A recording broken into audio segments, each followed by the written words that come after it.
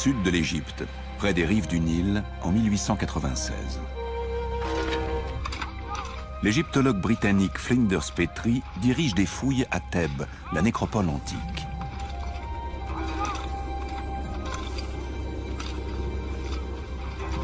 C'est là qu'a lieu l'une des plus grandes découvertes de toute l'archéologie biblique.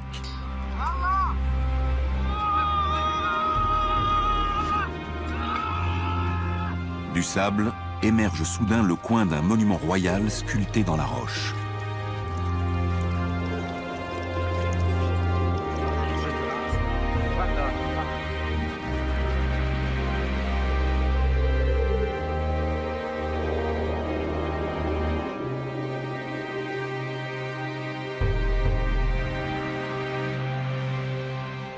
C'est la fameuse stèle du pharaon Merenta, érigée à la gloire du fils de Ramsès le Grand.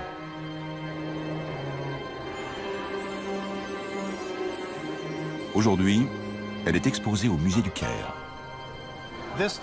C'est ce que les anciens Égyptiens appelaient une stèle de victoire.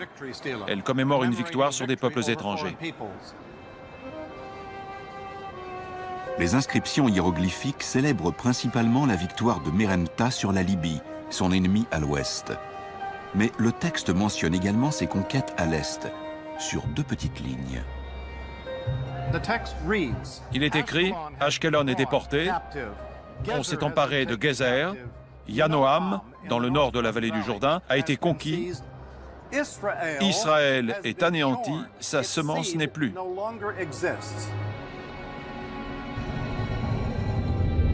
L'histoire a démenti les vantardises du pharaon.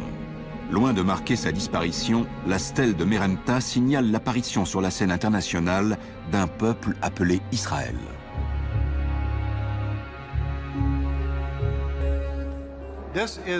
C'est une preuve précieuse de la présence d'un groupe ethnique appelé Israël dans les montagnes centrales du sud de Canaan. La chronologie égyptienne, très fiable, situe l'événement en 1208 avant Jésus-Christ.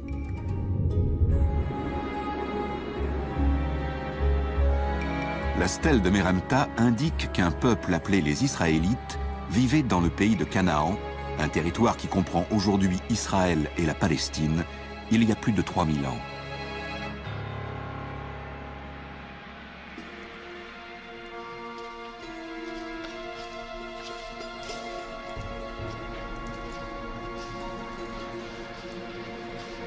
Les premiers Israélites sont surtout connus à travers les épisodes les plus célèbres de leur histoire.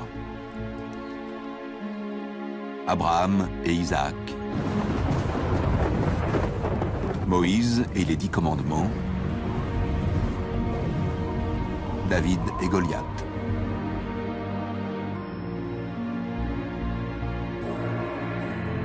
Ce sont les premiers Israélites qui ont écrit la Bible.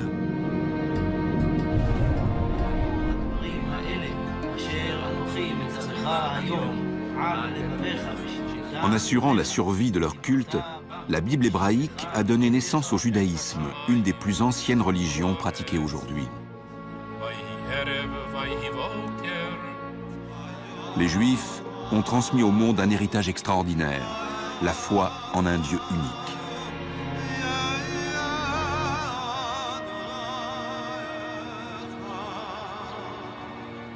Cette croyance est le fondement de deux autres grandes religions monothéistes, le christianisme et l'islam.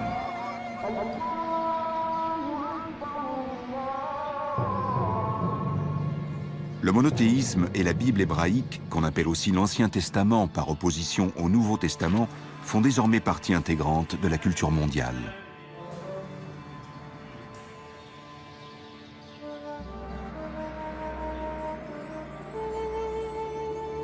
Mais dans l'Antiquité, toutes les grandes civilisations, des Égyptiens jusqu'aux Grecs et aux Babyloniens, honoraient une multitude de dieux, généralement sous forme d'idoles.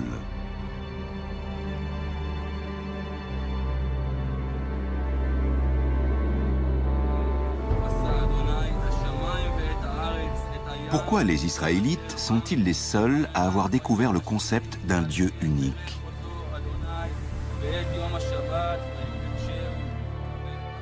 D'où leur est venue cette idée qui a si profondément changé le monde?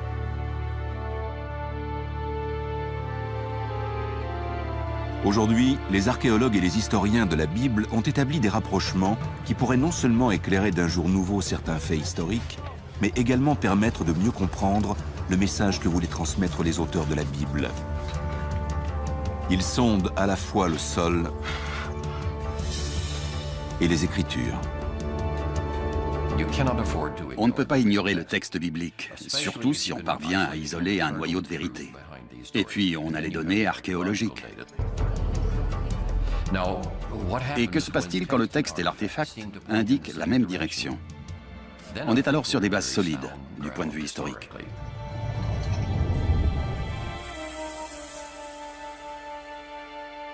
Les historiens cherchent des recoupements entre l'archéologie et la Bible. Le plus ancien leur a justement été fourni par la stèle de victoire du pharaon égyptien Merenptah, qui date de 1208 avant Jésus-Christ. Tout comme la Bible, elle situe un peuple appelé les Israélites dans les montagnes de Canaan, à l'emplacement actuel d'Israël et de la Palestine. Ce territoire, enclavé entre deux des plus grands empires créés par l'homme, est le berceau d'Israël.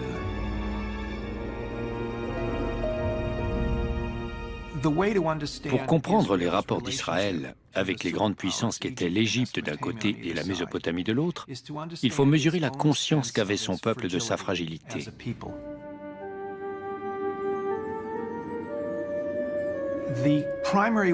Pour la Bible, Israël, c'est avant tout un peuple qui est venu s'établir sur la terre d'Israël. Cet État n'était pas peuplé d'indigènes.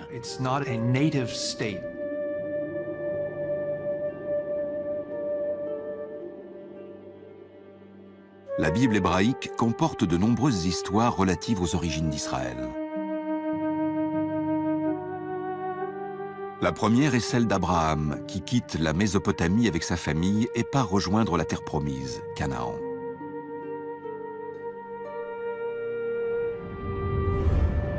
Le Seigneur dit à Abraham, « Pars de ton pays, de ta famille et de la maison de ton père, vers le pays que je te ferai voir. Je ferai de toi une grande nation et je te bénirai. Je rendrai grand ton nom. » Genèse, chapitre 12, versets 1 et 2. D'après la Bible, cette promesse instaure l'alliance, un pacte sacré entre Dieu et Abraham. Pour sceller l'alliance, Abraham et tous les hommes de sa maison se font circoncire. Ses descendants seront le peuple élu de Dieu. Ils seront féconds, se multiplieront et occuperont toute la bande de terre entre l'Égypte et la Mésopotamie. En échange, Abraham et son peuple, qui deviendront les Israélites, doivent servir un Dieu unique.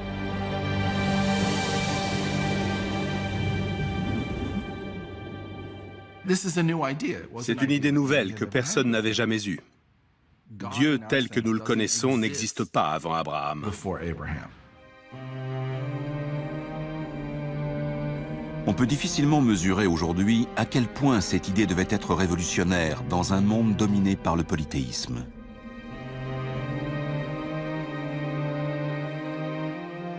L'histoire d'Abraham fait partie du premier livre de la Bible, la Genèse, tout comme celle de Noé et du déluge, ou d'Adam et Ève. Ces récits véhiculent un message fort, mais ils ne sont à l'heure actuelle corroborés par aucun vestige archéologique ni aucun autre écrit.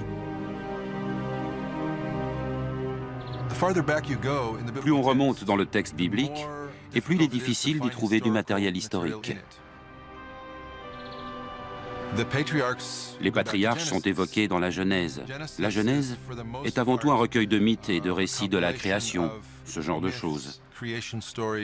Il est extrêmement difficile d'y trouver un noyau historique. Cette absence de fondement historique incite les chercheurs à adopter une toute autre approche. Mettant de côté le concept moderne du réel et de l'imaginaire, ils tentent dans un premier temps de comprendre pourquoi la Bible a été écrite. Les rédacteurs de la Bible hébraïque racontaient seulement des anecdotes. C'étaient de bons historiens capables de rapporter les faits tels qu'ils étaient, mais ils visaient tout autre chose.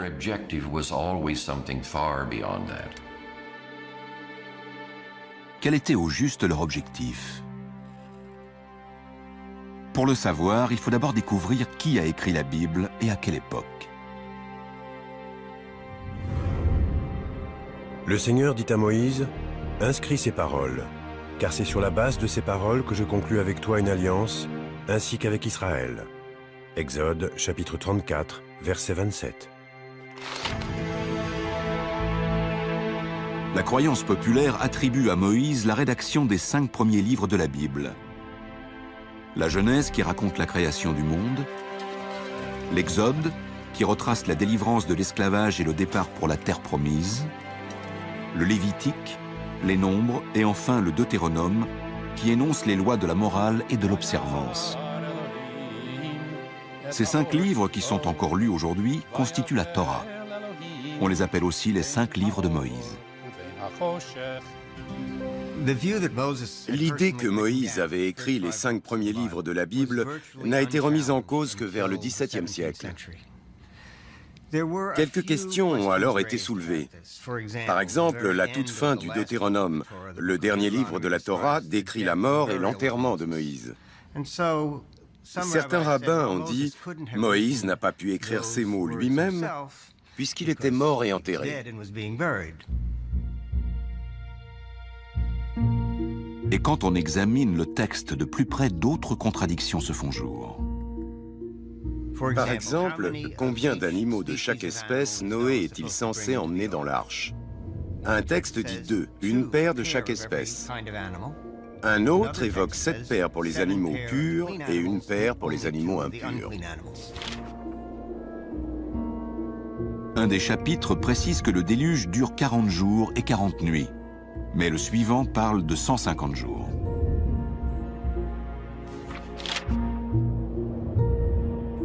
Pour savoir si l'eau s'est retirée, Noé envoie une colombe. Dans la phrase précédente, il envoie un corbeau. 2 versions différentes de l'histoire du déluge s'entrecroisent sur la même page.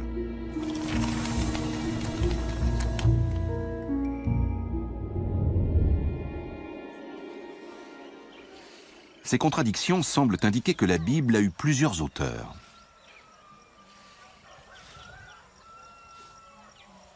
Dans les 5 premiers livres, les historiens ont identifié au moins 4 groupes de scribes écrivant à plusieurs siècles d'écart.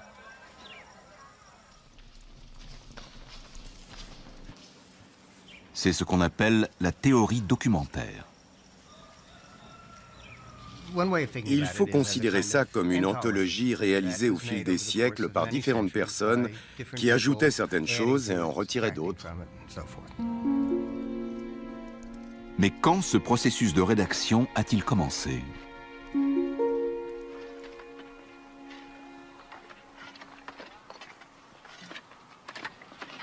Tel Zayit est un petit site archéologique à la frontière sud-ouest de l'ancien royaume de Juda. En 2005, Ron Tapi effectuait des fouilles là-bas depuis déjà 6 ans. C'était le dernier jour d'une saison très ordinaire.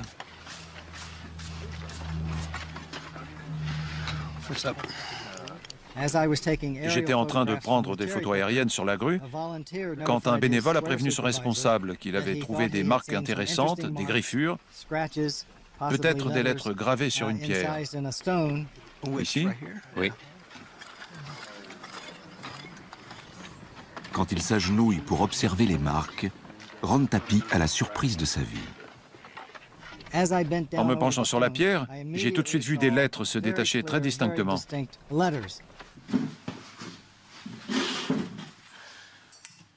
Il emporte la pierre dans son laboratoire établi dans un kibboutz voisin.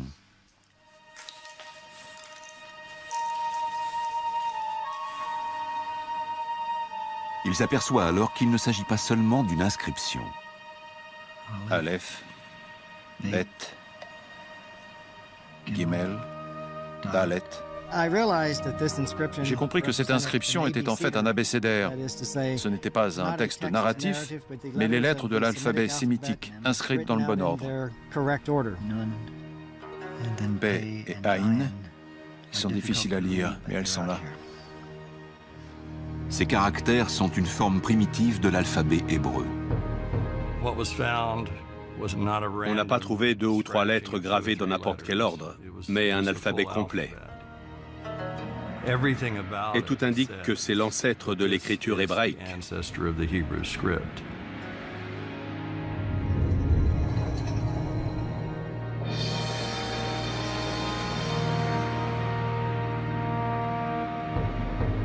L'abécédaire de Tel Zayit est le plus ancien alphabet hébraïque découvert à ce jour.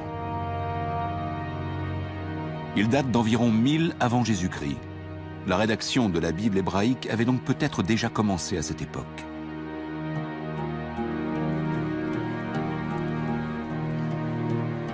Les historiens entreprennent alors de repérer les passages les plus anciens en se basant sur l'orthographe, la grammaire et le vocabulaire hébreu. La Bible hébraïque est un recueil de textes écrits sur près d'un millénaire. Comme n'importe quelle autre langue, l'hébreu a beaucoup évolué pendant ces 1000 ans. On peut dire la même chose de l'anglais. Je parle l'anglais du XXIe siècle. Si je vivais à l'époque élisabéthaine, je n'emploierais pas les mêmes mots ni la même syntaxe.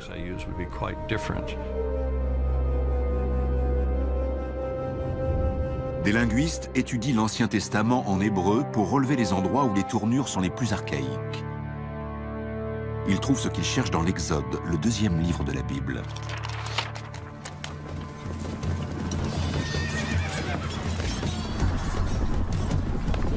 Chars et forces de Pharaon, à la mer il les lança. La fleur de ses écuyers sombra dans la mer de jonc. Exode, chapitre 15, verset 4. Le cantique de la mer Rouge est le point culminant du récit de l'esclavage des Israélites en Égypte et de leur délivrance par Moïse.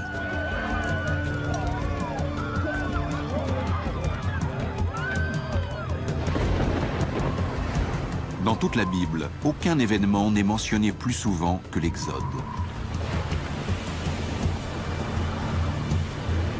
Le cantique de la mer Rouge pourrait avoir été écrit vers l'an 1000 avant Jésus-Christ, à l'époque de l'abécédaire de Zayit. Mais il était sans doute déjà récité sous forme de poème, bien avant l'apparition de l'alphabet hébraïque. C'était probablement une sorte d'histoire racontée sous forme poétique autour des feux de camp. Nos poèmes aussi sont souvent plus faciles à retenir que les récits en prose. De façon générale, il semble qu'on se transmet la poésie oralement longtemps avant de la coucher par écrit.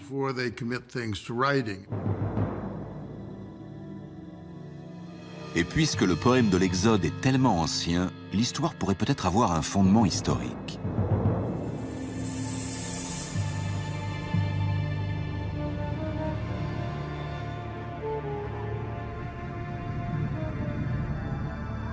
Quelque part sur le bras oriental du delta du Nil, dans un paysage irréel de monuments en ruines et de blocs de pierre renversés, les archéologues ont découvert une ville oubliée.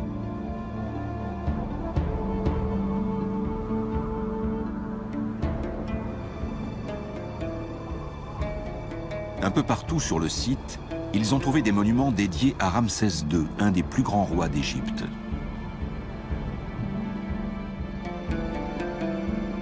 On le considère souvent comme le pharaon de l'Exode.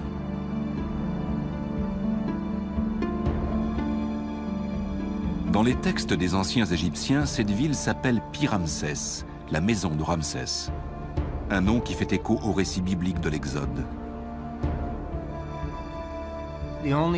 La seule chose qui est expressément mentionnée dans l'Exode et qu'on peut sans doute rattacher à des faits non bibliques, ce sont les 2 villes que les Hébreux sont contraints de bâtir, c'est-à-dire Pithom et Ramsès.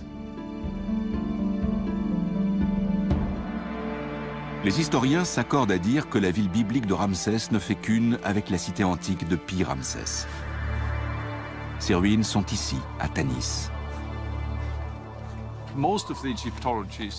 La plupart des égyptologues identifient Tanis comme Pi-Ramsès, la ville de Ramsès, parce qu'on trouve ici une grande quantité de monuments ramessides. Ce recoupement entre l'archéologie et la Bible permet de mieux situer l'Exode dans le temps. Il a forcément eu lieu après 1275, date de l'accession de Ramsès II au trône, et avant 1208, date à laquelle la stèle du fils de Ramsès II, le pharaon Meremta, évoque explicitement la présence des Israélites dans le pays de Canaan.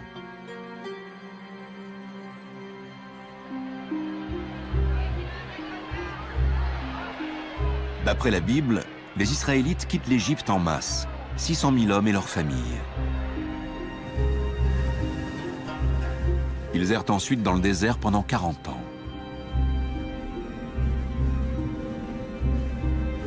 Même en admettant que les chiffres bibliques soient exagérés, cela fait plus d'un siècle que les archéologues cherchent en vain les traces d'une migration susceptible d'être liée à l'Exode.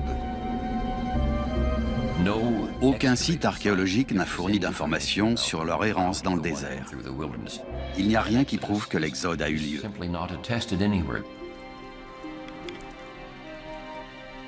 Il n'existe donc aucune confirmation historique ni archéologique de l'Exode. Pourtant, les historiens savent désormais que les 4 différents groupes d'auteurs de la Bible ont contribué à la rédaction de l'Exode. Peut-être parce que le thème abordé est intemporel. C'est un éloge exaltant de la liberté.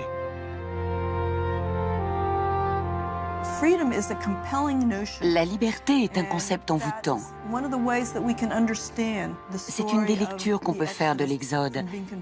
L'histoire du passage de la soumission aux autres au contrôle de soi-même et de la domination à l'autonomie. Ce sont des idées très fortes qui trouvent un écho dans l'esprit humain. Et l'Exode donne à ces idées une réalité narrative.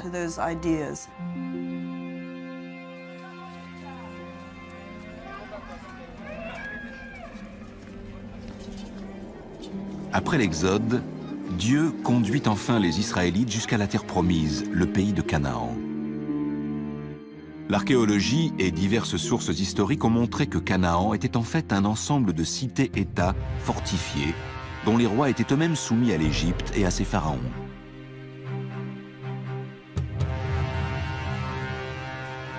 Les Cananéens, qui prospéraient au Proche-Orient depuis des millénaires, vénéraient une multitude de dieux sous forme d'idoles.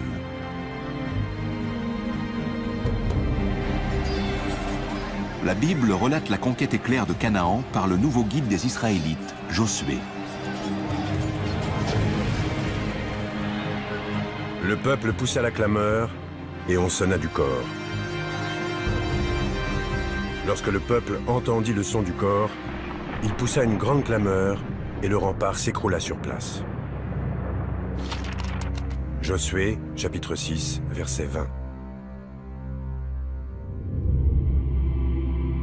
Mais que disent les historiens? Dans les années 1930, l'archéologue britannique John Garstang dirige des fouilles à Jéricho, la première cité cananéenne dont s'empare Josué. Il découvre les traces d'un formidable incendie et déclare avoir trouvé le fameux rempart renversé par les Hébreux.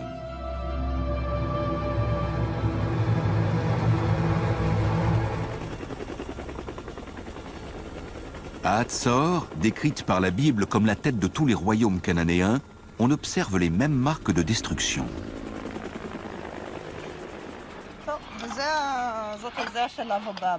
Aujourd'hui, les fouilles de Hatzor sont dirigées par un des plus grands archéologues israéliens, Amnon Ben-Tor, et par son assistante, Sharon Zuckerman.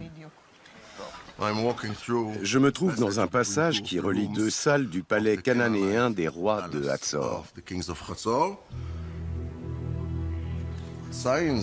On voit des signes de destruction presque partout.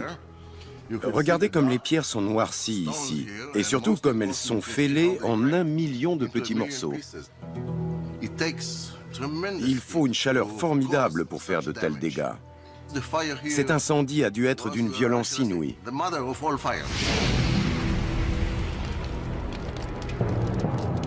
Au milieu des cendres, il a découvert une statue profanée, certainement le roi ou le dieu protecteur de Hatzor.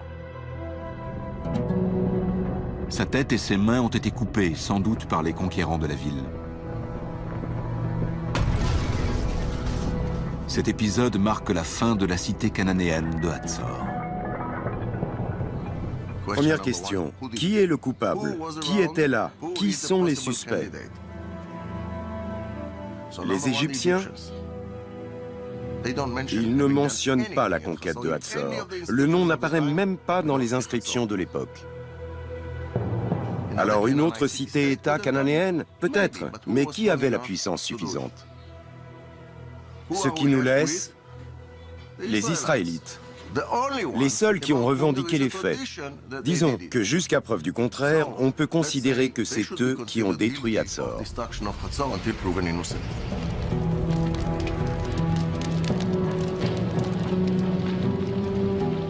Il y a une autre cité-État que Josué et son armée sont soupçonnés d'avoir réduite en cendres.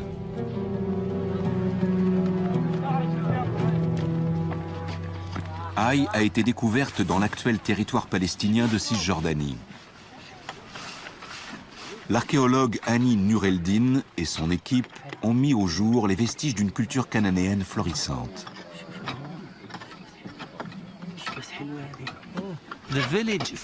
Après sa création, le village se développe et devient une ville. Plus tard, des fortifications sont érigées tout autour.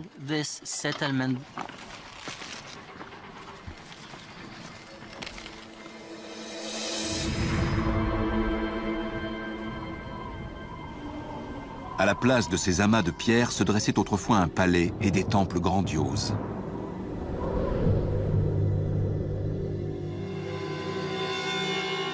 Mais les fouilles archéologiques ont montré que la destruction d'Haï date de 2200 avant Jésus-Christ. Elles font remonter celle de Jéricho à 1500 avant Jésus-Christ. Et celle de Hatzor autour de 1250 avant Jésus-Christ. Les trois cités-États n'ont manifestement pas été incendiées en même temps. Au contraire, près de 1000 ans séparent leur disparition. Sur les 31 sites que Josué est censé avoir conquis, il n'y en a presque aucun qui porte les stigmates de la guerre. Sur la plupart de ces sites, il n'y a pas trace de conflit armé. Et on a découvert que la plupart des grandes villes cananéennes, censément détruites par les Israélites, n'ont jamais été détruites, ou l'ont été par d'autres.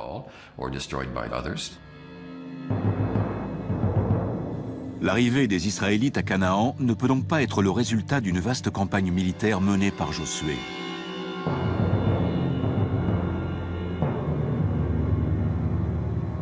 Seule la destruction de Hatzor correspond à l'époque où la stèle de Merenta évoque une présence israélite à Canaan. Alors, qui a incendié Hatzor?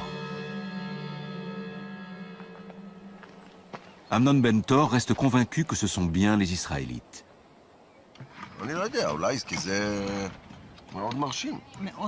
Mais Sharon Zuckerman a une autre théorie.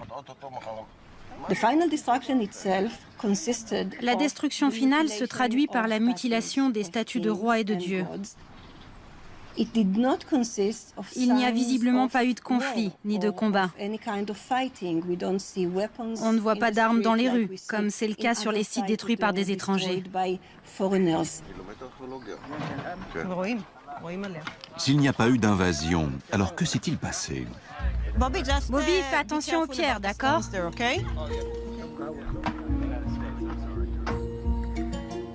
Les fouilles ont révélé que Hatzor se composait d'une ville basse pour les gens ordinaires, les serfs et les esclaves, et d'une ville haute réservée aux rois et aux élites fortunées.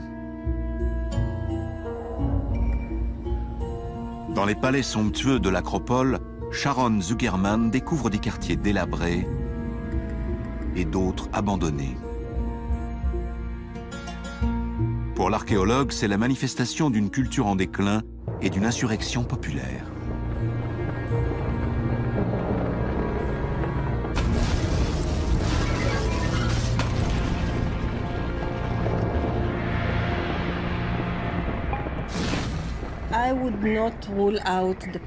Je n'écarte pas la possibilité d'une insurrection civile. Des Cananéens qui vivaient à Hatzor et qui se sont rebellés contre l'aristocratie qui régnait sur la ville.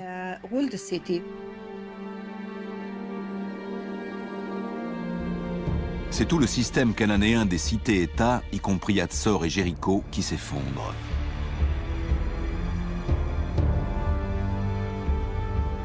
Les fouilles archéologiques et l'étude des textes anciens montrent clairement que c'est le résultat d'une longue période de déclin et d'agitation qui a balayé la Mésopotamie, la mer Égée et l'Empire égyptien autour de 1200 avant Jésus-Christ.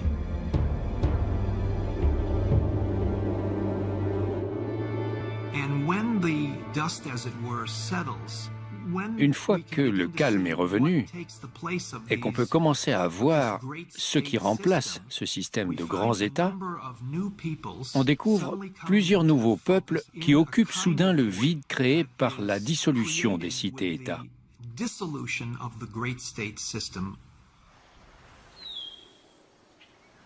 Les Israélites sont-ils l'un de ces nouveaux peuples ?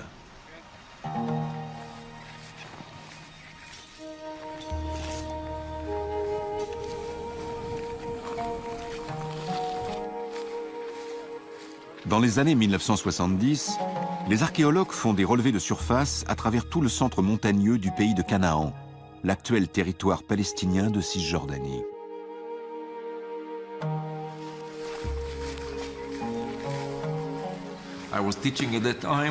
À l'époque, j'étais enseignant et j'emmenais mes étudiants dans les montagnes 2 fois par semaine. On couvrait entre 2 et 3 km² par jour. Petit à petit, au fil du temps, on a réussi à couvrir toute la zone.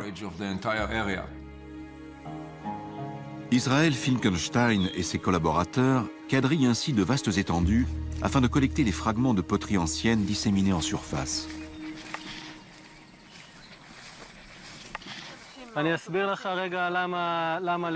En 7 ans, ils couvrent près de 1000 km² en triant les fragments au fur et à mesure et en notant sur une carte l'endroit où ils les ont trouvés.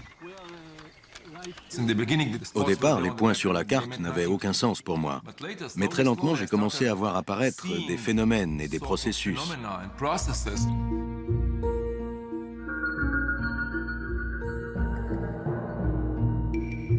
La datation des céramiques lui révèle que jusqu'en 1200 avant Jésus-Christ, il y avait environ 25 villages.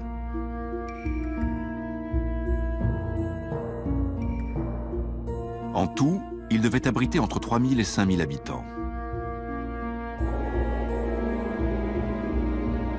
Mais à peine 200 ans plus tard, on constate une hausse soudaine du nombre de villages et de la population totale. On a un véritable boom démographique. Tout d'un coup, il y a 250 sites et la population est multipliée par 10. On passe de quelques milliers d'habitants à environ 45 000. Un phénomène aussi spectaculaire ne peut pas s'expliquer uniquement par l'accroissement naturel. Un tel taux de croissance à l'Antiquité, c'est impossible.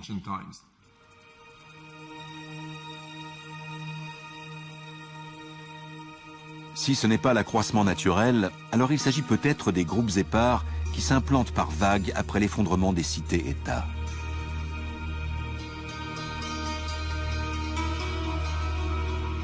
Une autre découverte vient ensuite confirmer l'émergence d'une nouvelle culture. Des constructions d'un style très simple, totalement inédit. Et ces maisons se trouvent précisément à l'endroit où la stèle de Merenta et la Bible situent les Israélites.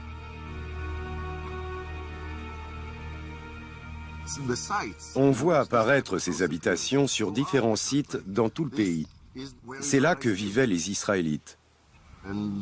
On les appelle d'ailleurs parfois des maisons de type israélite.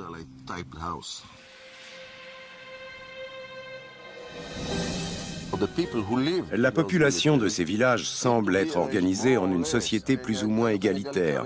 Il n'y a aucune construction architecturale majeure.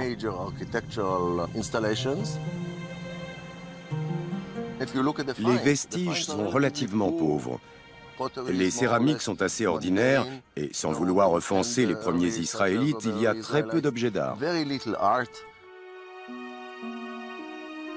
Ce qui est curieux, c'est que les céramiques ordinaires découvertes dans ces nouveaux villages israélites ressemble beaucoup aux objets quotidiens exhumés dans les anciennes cités cananéennes, telles que Hatzor. En fait, il n'y a presque que l'architecture des habitations qui change.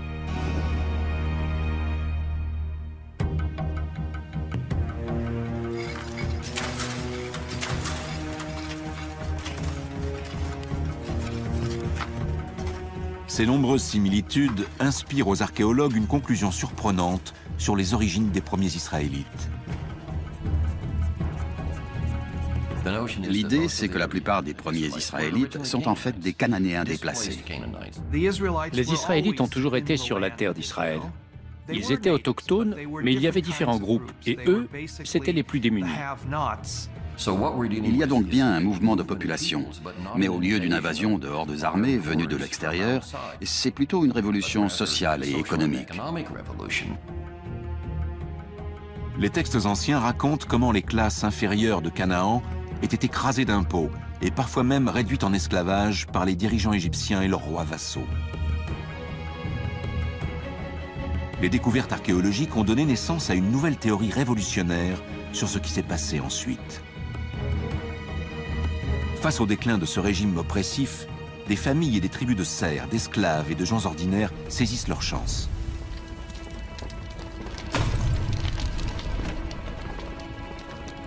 En quête d'une vie meilleure, ils abandonnent les vieilles cités-États et partent dans les collines.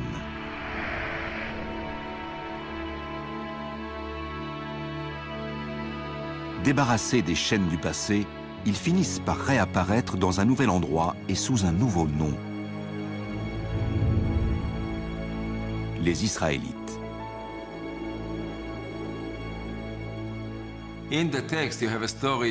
Le texte biblique nous raconte l'histoire des Israélites venus de l'étranger et qui assiègent les cités cananéennes, puis les détruisent avant de fonder une nation dans le pays de Canaan.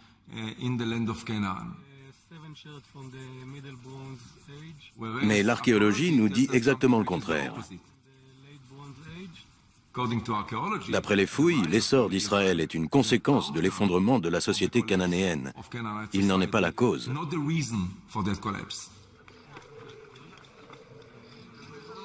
Les fouilles archéologiques ont révélé que les premiers Israélites étaient eux-mêmes des Cananéens.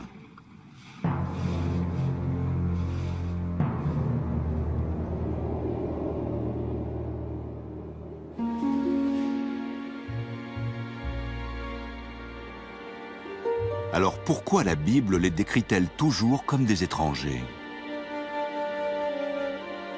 D'abord Abraham, qui arrive de la Mésopotamie. Puis Moïse, qui conduit les esclaves hors d'Égypte jusqu'à la terre promise. Et enfin Josué, qui conquiert Canaan de l'extérieur. La réponse tient peut-être au fait que les premiers Israélites étaient désireux de se forger une identité bien distincte. Les psychologues nous disent qu'on se crée une identité à partir de ce qu'on n'est pas, à partir de l'autre. Pour savoir qui je suis, je dois savoir qui je ne suis pas. Les villages israélites se démarquent par l'absence de palais grandioses et de céramique raffinée propres aux rois et aux riches élites de Canaan.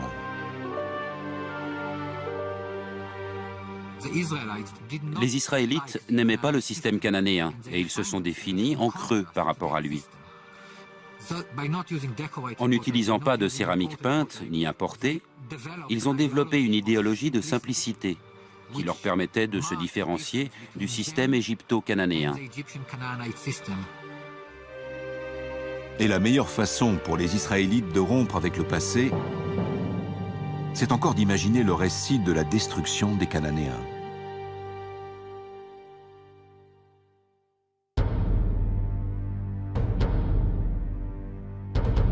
Mais les histoires d'Abraham, de l'Exode et de la conquête servent aussi un autre dessein.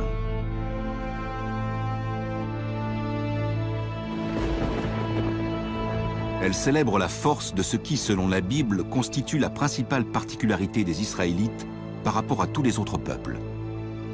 Leur Dieu. Dans le judaïsme, le nom de Dieu devient si sacré qu'il ne doit pas être prononcé. On ne sait pas exactement ce que ça veut dire, et on ne sait pas non plus comment ça se prononçait.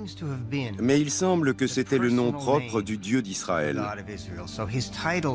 Disons que Dieu était son titre, et que son nom propre, c'était ces 4 lettres. YHWH en caractère latin. Et nous pensons que ça devait se prononcer Yahvé. Mais Yahvé n'apparaît que dans la Bible hébraïque. Il n'est cité nulle part dans les textes et les récits cananéens. Où donc les Israélites ont-ils trouvé leur Dieu?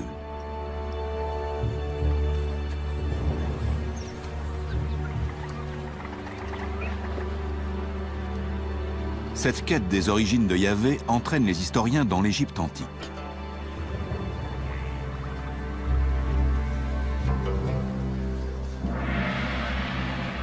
Dans le complexe royal de Karnak, pendant plus de 1000 ans, les pharaons ont célébré leur puissance à travers des statues, des obélisques et des fresques gravées sur les murs des temples.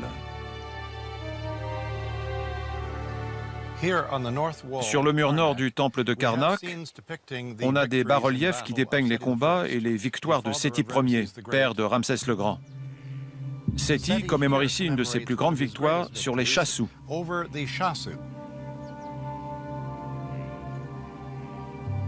Les Chassous étaient des nomades qui vivaient dans le désert, dans le sud du pays de Canaan, l'actuelle Jordanie et le nord de l'Arabie saoudite, à peu près à l'époque où les Israélites sont apparus.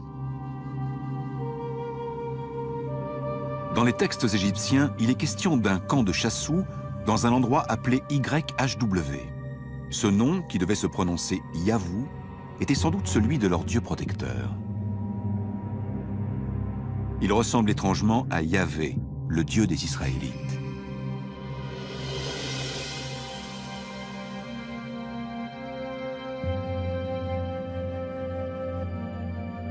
Dans la Bible, les Chassous vivent dans le pays de Madian.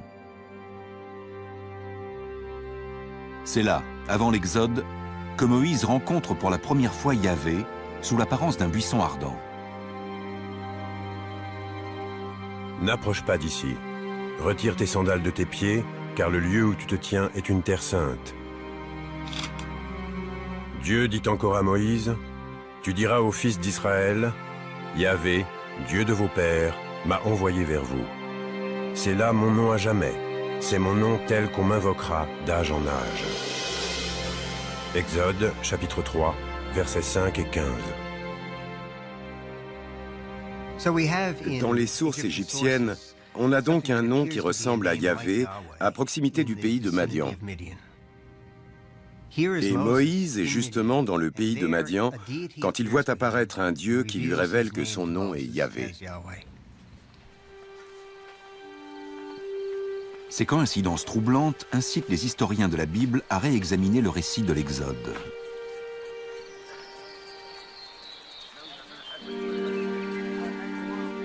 Si rien ne semble étayer la théorie d'une migration de masse, certains pensent aujourd'hui qu'un petit groupe a cependant fui l'Égypte et que ce n'étaient pas des Israélites, mais des esclaves cananéens.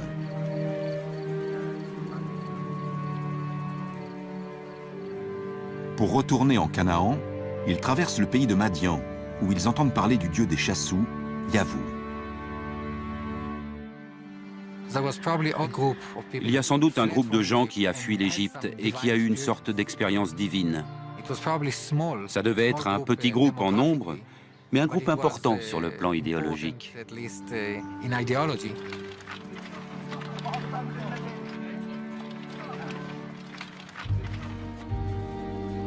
Les esclaves affranchis gagnent ensuite les montagnes du centre, où ils rencontrent les tribus qui ont fui les cités-États de Canaan.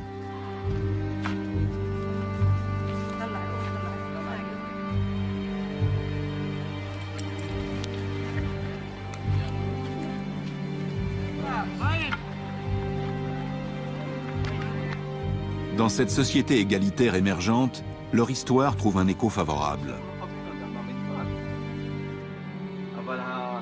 Ils attribuent leur délivrance au Dieu qu'ils ont découvert à Madian et qu'ils appellent désormais Yahvé.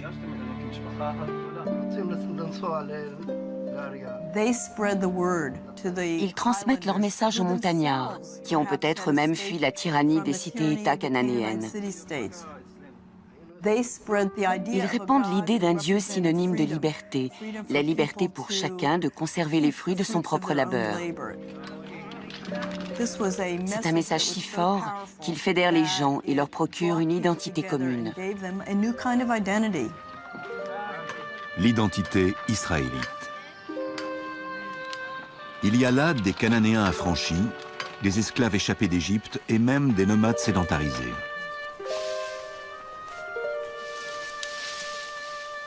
La Bible parle d'une population mêlée. D'après la Bible hébraïque, les premiers Israélites sont une foule hétéroclite. Et on sait aujourd'hui que c'est vrai. Mais ces gens sont unis par une nouvelle vision, un esprit révolutionnaire sans doute présent dès le départ. Le peuple élu, ce sont donc avant tout des gens qui ont choisi d'être libres. L'histoire de leur fuite, transmise oralement et sous forme poétique, contribue à forger l'identité collective des différentes tribus.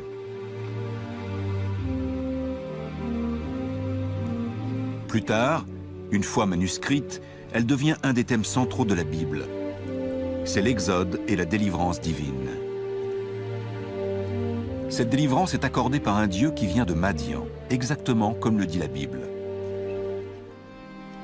Les Israélites l'adoptent comme symbole de l'Exode qui les a menés de l'esclavage à la liberté.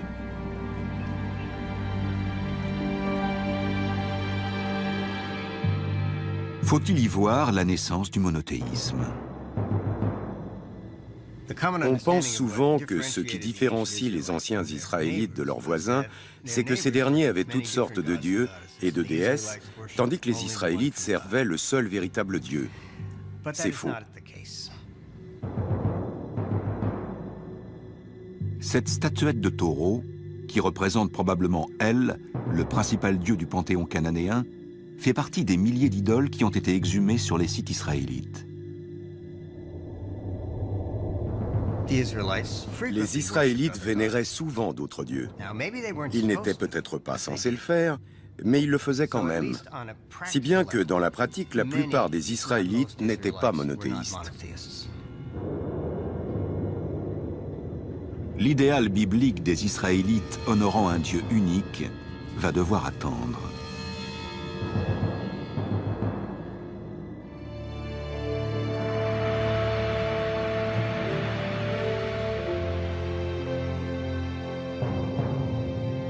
Environ 2 siècles s'écoulent après le moment où la stèle de Merenptah évoque la présence des Israélites en Canaan. Les familles deviennent des tribus, leur population augmente.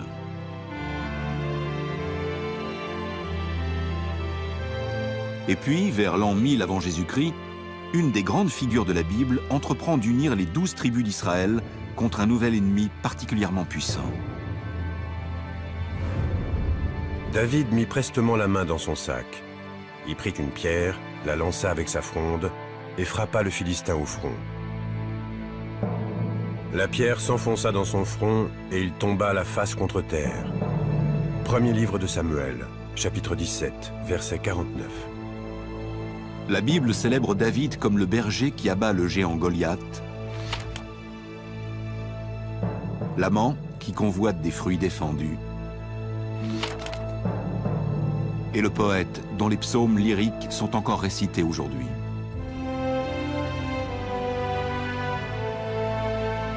Dans la Bible hébraïque, aucun nom ne revient plus souvent que le sien.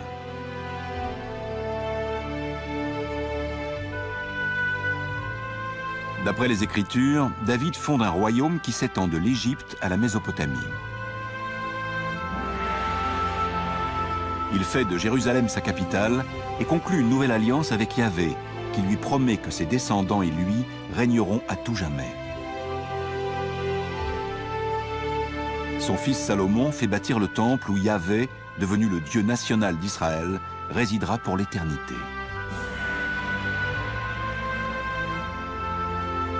À en croire la Bible, le royaume de David et Salomon est donc une nation unifiée à travers le culte d'un Dieu unique. Les sceptiques disent qu'il n'y a pas eu de monarchie unifiée, que c'est une construction postérieure de la Bible et des historiens modernes. En bref, David n'a pas existé. Pour citer l'un de ces révisionnistes bibliques, David n'a pas plus d'historicité que le roi Arthur.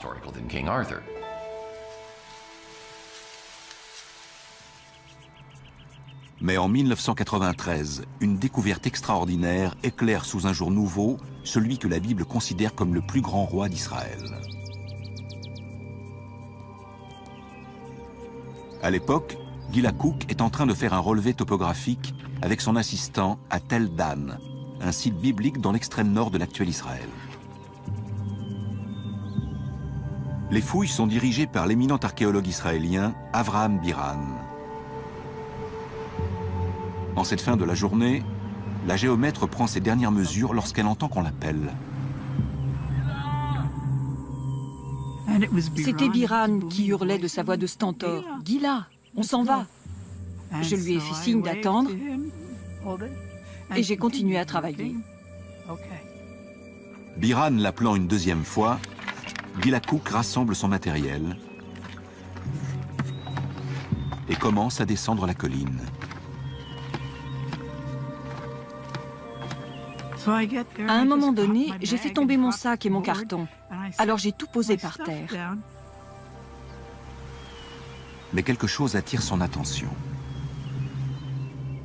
Une pierre, avec des marques qui ressemblent à des éraflures et qui sont en fait des inscriptions.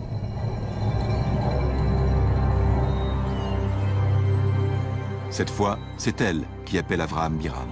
Il a regardé la pierre et s'est tourné vers moi en disant « Oh mon Dieu !»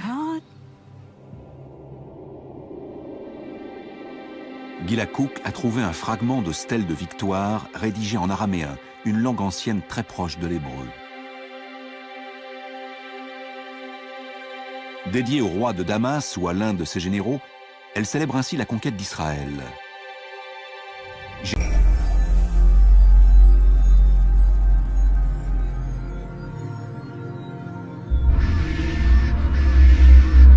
J'ai tué des rois puissants qui attelaient des milliers de chars et des milliers de cavaliers. J'ai tué le roi de la maison de David.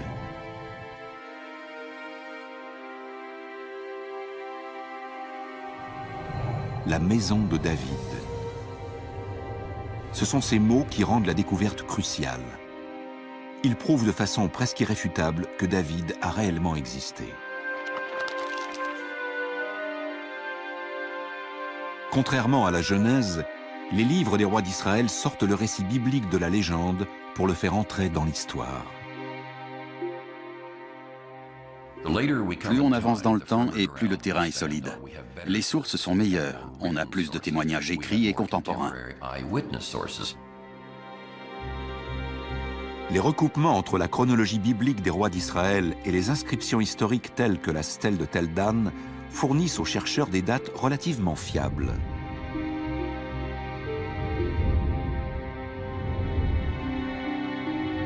Le roi David est le plus ancien personnage biblique dont l'archéologie a confirmé l'existence historique. Et la plupart des historiens s'accordent à dire qu'il a vécu aux alentours de 1000 avant Jésus-Christ. Faut-il en déduire qu'une partie de la Bible a été écrite sous le règne de David? Le premier abécédaire hébreu, découvert par Ron Tapi sur une pierre à Tel Zaït, offre un indice intéressant.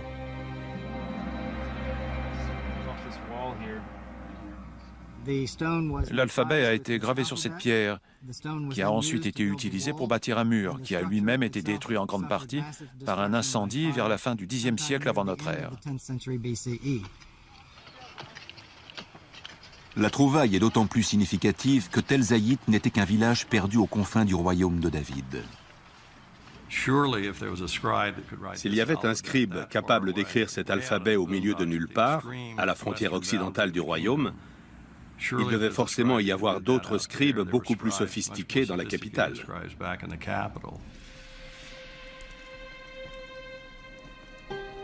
Ces scribes faisaient-ils partie de la cour du roi David et de son fils Salomon?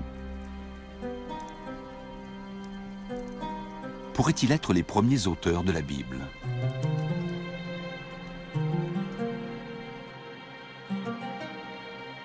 XVIIIe siècle, des historiens allemands éclaircissent en partie le mystère des auteurs de la Bible grâce aux deux mots utilisés pour désigner Dieu. Dans l'un des récits, Abraham appelle Dieu par son nom propre, qu'on prononce traditionnellement Yahvé. Les passages faisant référence à Yahvé, qui s'écrit avec un J en allemand, correspondent à la source J. Mais dans d'autres récits, Abraham utilise le terme hébreu le plus courant pour désigner Dieu, Elohim. Les deux auteurs sont donc respectivement surnommés E pour Elohim et J pour Yahvé. En s'inspirant sans doute des poèmes et des chants transmis au fil des générations, chacun écrit sa propre version du lointain passé d'Israël. L'histoire d'Abraham et de la terre promise, et celle de Moïse et de l'Exode. La plus ancienne de ces sources est celle qu'on surnomme J. Beaucoup d'historiens la situent au Xe siècle avant notre ère, à l'époque de David et Salomon. Et si J a choisi de camper son récit aux alentours de Jérusalem, c'est sans doute parce que c'est là qu'il vivait, peut-être à la cour de David et Salomon.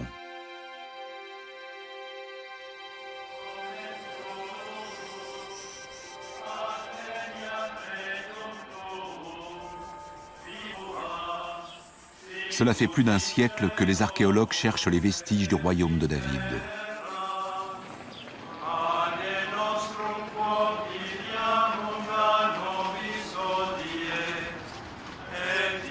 Mais il est toujours délicat d'entreprendre des fouilles à Jérusalem, considérée comme une ville sainte par les trois grandes religions monothéistes. Pour les chrétiens, Jésus vient prier au temple de Jérusalem la dernière semaine de sa vie. Il est crucifié, enterré et ressuscité dans la ville de Jérusalem.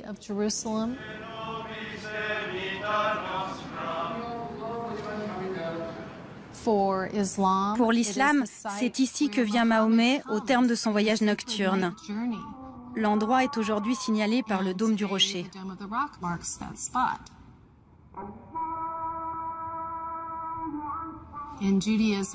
Dans le judaïsme, toutes les histoires que la Bible hébraïque raconte sur Salomon, David et les temples de Jérusalem se passent bien sûr à Jérusalem. C'est donc le lieu saint par excellence, un lieu important pour les trois cultes. En 2005, l'archéologue israélienne Eilat Mazar obtient de pouvoir faire des fouilles dans la partie la plus ancienne de Jérusalem, l'actuelle cité de David. On a commencé les fouilles à cet endroit parce qu'on savait qu'il était tout à fait possible qu'on y trouve des vestiges du palais du roi David.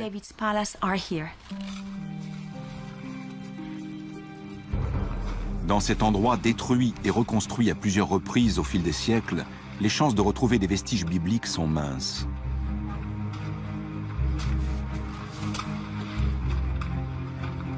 Et pourtant, on a vu apparaître de grands murs de 3 mètres d'épaisseur, 5 mètres d'épaisseur. Ils partent dans toutes les directions. D'est en ouest, ça fait 30 mètres. Et on n'a pas encore tout dégagé. De tels murs proviennent forcément d'un ouvrage massif.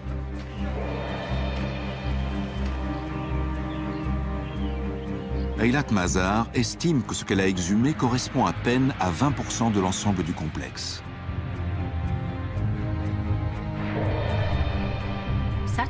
Une structure de cette taille témoigne d'une certaine centralisation et d'un vrai potentiel de construction. Ça ne peut être qu'une structure royale. Ce gigantesque complexe prouve peut-être l'existence d'un royaume. Mais s'agit-il bien du royaume de David ?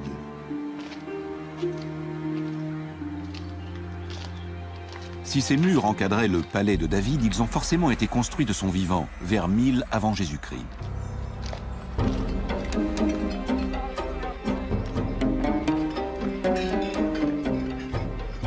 Le problème, c'est qu'on ne peut pas déterminer l'âge des pierres elles-mêmes. Les archéologues bibliques datent les ruines à partir des céramiques trouvées sur les sites.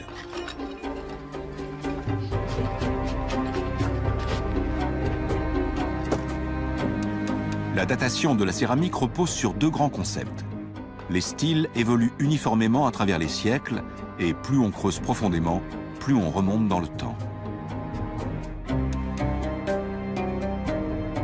Si le style céramique A provient de la strate 3, la plus profonde, il est plus ancien que le style céramique B, trouvé à la strate 2, située juste au-dessus, et ainsi de suite.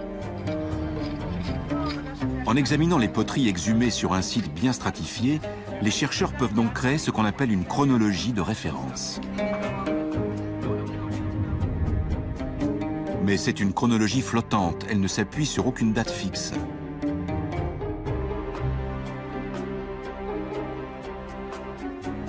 William Foxwell Albright, souvent considéré comme le père de l'archéologie biblique, s'est basé sur des événements mentionnés à la fois dans la Bible et dans les textes égyptiens et mésopotamiens pour attribuer des dates aux différents styles céramiques.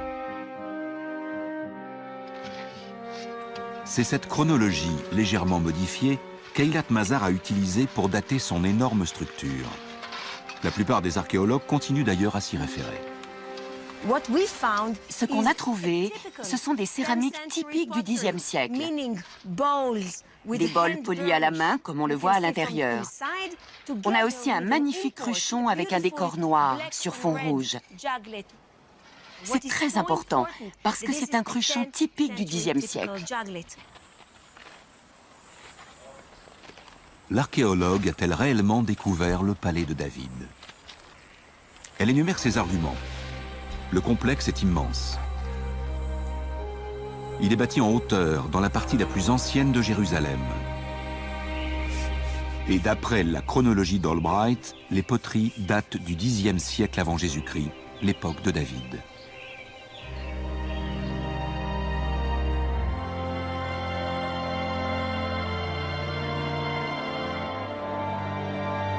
Eilat Mazar est certaine qu'il s'agit du palais de David.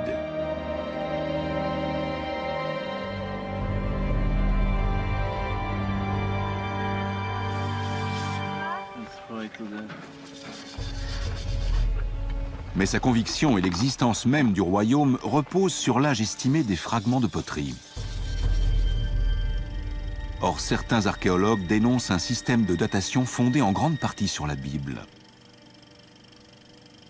Avant, les archéologues ne se fondaient que sur la Bible. La datation pose problème. Comment donner une date en archéologie? Il faut un point d'ancrage extérieur.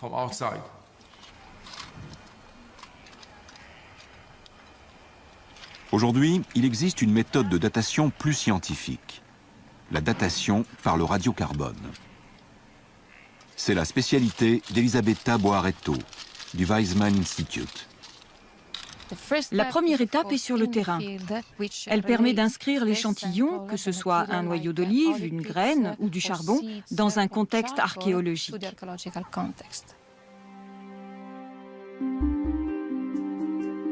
Si on retrouve un noyau d'olive au même niveau qu'un objet en céramique, on peut utiliser le carbone qu'il contient pour dater la poterie. Quand un organisme meurt, son carbone 14 radioactif se désintègre selon un schéma connu.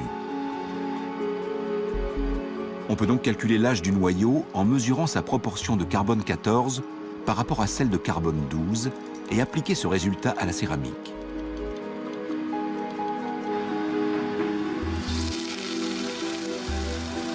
Elisabetta Boaretto a méticuleusement collecté et analysé des centaines d'échantillons prélevés sur plus de 20 sites en Israël. Ces recherches montrent que le style céramique qu'Albright et la plupart des archéologues associaient à l'époque de David et Salomon est postérieur d'environ 75 ans. Pour des événements aussi anciens, la différence peut sembler insignifiante. Mais si c'est vrai, le palais de David découvert par Eilat Mazar et l'abécédaire hébreu de Ran-Tapi sont plus récents qu'on ne le pensait.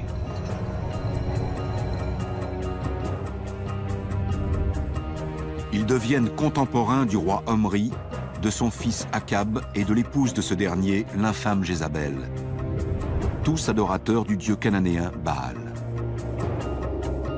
Sans écrit ni palais monumental, le royaume de David et Salomon semble soudain très éloigné de la description qu'en fait la Bible.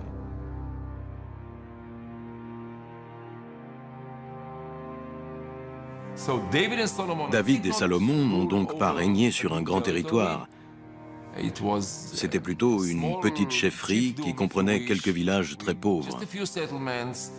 La population était limitée, il n'y avait pas assez d'hommes pour de grandes conquêtes.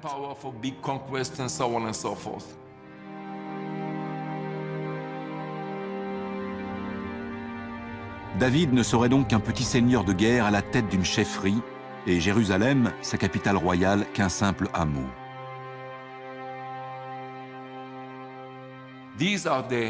C'est ce que nous dit la datation au radiocarbone.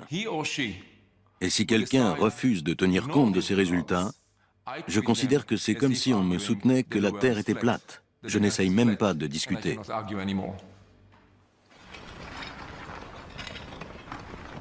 Mais ce n'est pas si simple. D'autres équipes ont analysé des échantillons de radiocarbone avec le même soin méticuleux. Et elles sont arrivées à la conclusion que le palais d'Eilat Mazar et l'abécédaire de Rantapi pourraient dater du Xe siècle, l'époque de David et Salomon. Comment expliquer ces contradictions?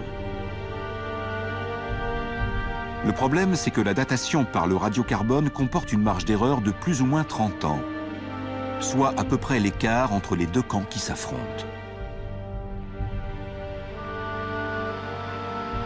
La typologie céramique et la datation par le carbone 14 ne permettent donc pas de savoir si le royaume de David et Salomon était aussi vaste et prospère que le dit la Bible.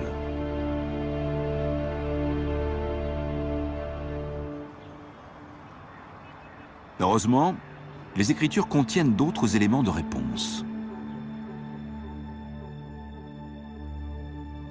Si David apparaît en conquérant, son fils Salomon reste avant tout un bâtisseur.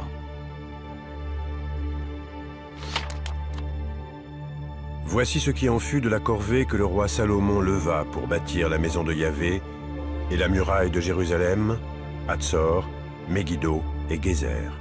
Premier livre des rois, chapitre 9, verset 15.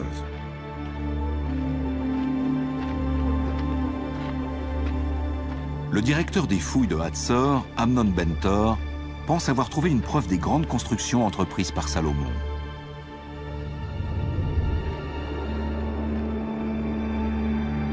Les archéologues appellent ça une porte à triple tenaille. Il s'agit d'une entrée massive, flanquée de 2 tours et d'une muraille à casemate. C'est le prédécesseur d'Amnon Ben-Tor, Yigael Yadin, qui a découvert cette construction. Quand il a vu que c'était une porte à triple tenaille, Yadin s'est aussitôt rappelé qu'il existait une structure presque identique à Gézer et que l'université de Chicago avait trouvé cette porte-là à Megiddo.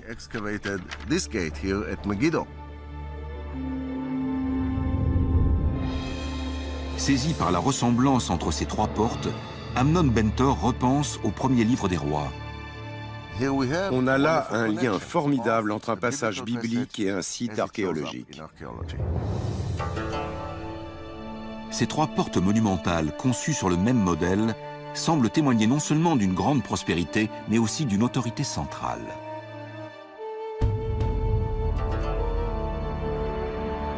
Au fil des siècles, les Israélites ont d'abord formé des tribus, puis 2 royaumes séparés par une ligne nord-sud.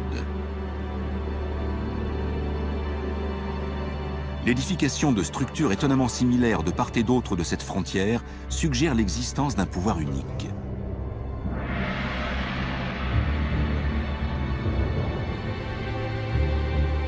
Mais comment savoir s'il s'agit bien du royaume de David et Salomon?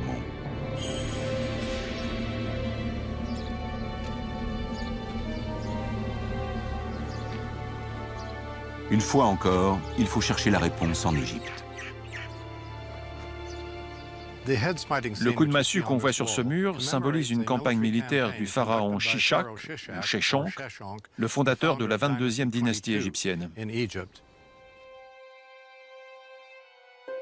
Le pharaon égyptien Sheshonq envahit Israël. Dans la Bible, l'événement a lieu précisément 5 ans après la mort de Salomon, sous le règne de son fils, Roboam. La 5e année du règne de Roboam, Shishak, roi d'Égypte, monta contre Jérusalem. Il prit les trésors de la maison de Yahvé et les trésors de la maison du roi. Il prit absolument tout. Premier livre des rois, chapitre 14, versets 25 et 26. Cet extrait fixe l'une des plus anciennes dates à laquelle l'histoire biblique et l'histoire égyptienne se recoupent. C'est en cela qu'il est particulièrement important.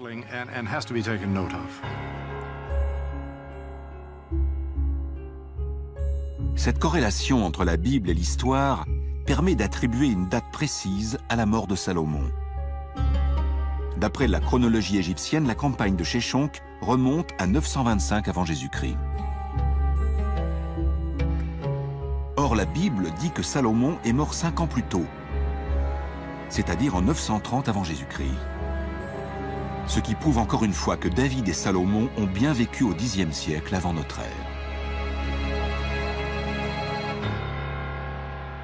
Mais ces murs n'ont pas fini de révéler leurs secrets. Ces bas-reliefs, qui montrent des prisonniers enchaînés et des remparts, représentent les cités conquises par le pharaon Sheshonq en Israël. Gézer est l'une d'entre elles. Les archéologues y ont découvert la marque de fabrique de Salomon, une porte à triple tenaille.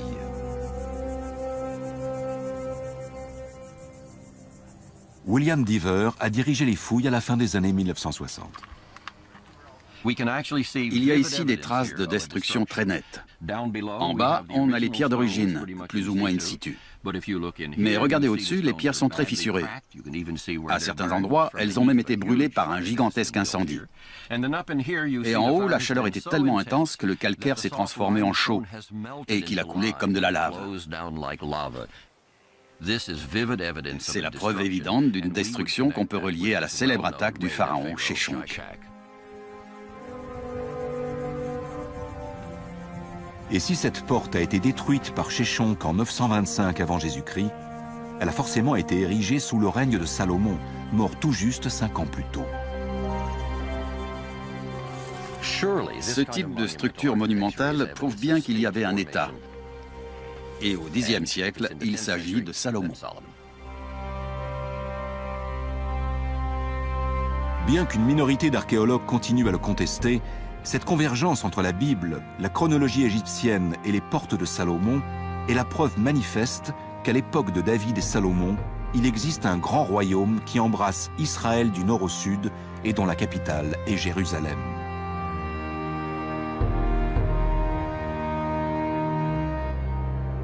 Mais Jérusalem n'est pas seulement un centre politique.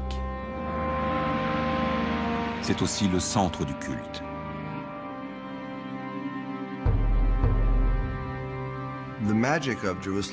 La magie de Jérusalem, c'est d'abord la magie du temple. Un seul temple pour un seul Dieu. Et c'est pour ça que Jérusalem et le temple deviennent de puissants symboles non seulement de l'unicité de Dieu, mais aussi de l'unicité du peuple juif.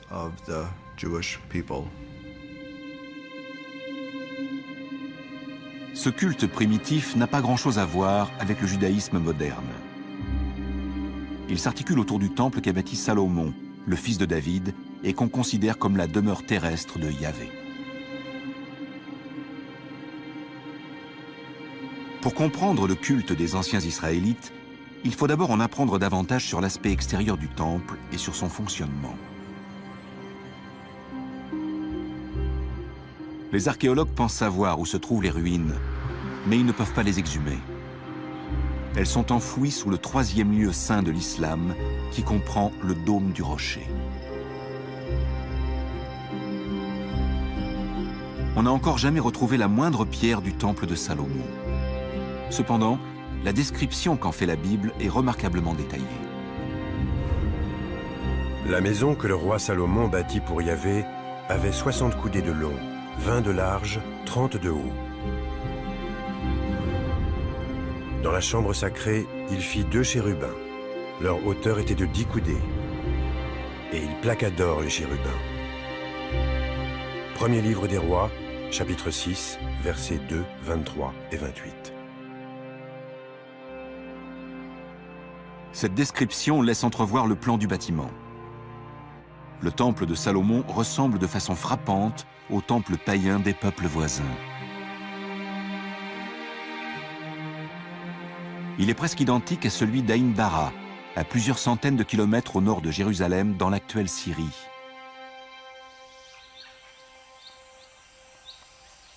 Ces dimensions sont comparables et le plan de sol est le même. Les deux temples sont gardés par des sphinx, les fameux chérubins de la Bible.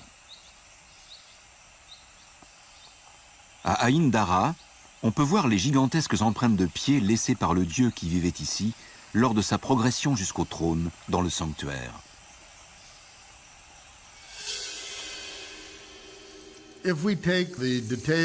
Si on met bout à bout les différents détails qu'on peut trouver sur le temple de Salomon dans le livre des rois et qu'on les compare avec les vestiges du temple d'Aïn Dara, je pense qu'on peut se faire une idée assez juste de l'aspect général du temple à l'époque de Salomon.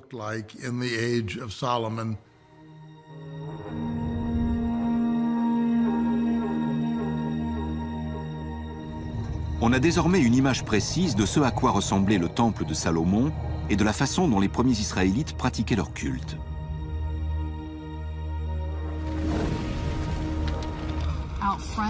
À l'extérieur, devant l'entrée, il y avait un immense autel. On passait ensuite sous un porche pour pénétrer à l'intérieur du temple. Il y avait d'abord une première chambre, le sanctuaire, et tout au fond, la chambre la plus sacrée, le Saint des Saints. D'après la légende, c'est là que se trouvait l'Arche d'Alliance contenant les tables de la loi.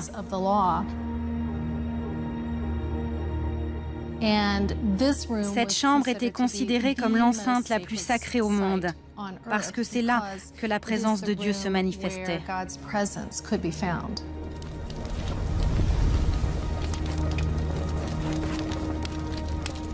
Les premiers Israélites avaient une façon bien à eux de rendre hommage à leur Dieu.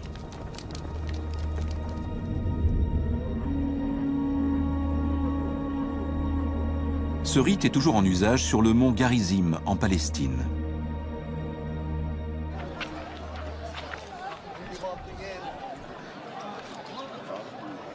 Les Samaritains qui vivent ici affirment être les descendants directs des anciennes tribus d'Israël.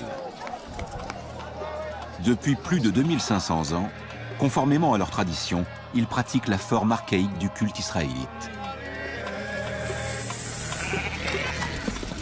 Le sacrifice animal.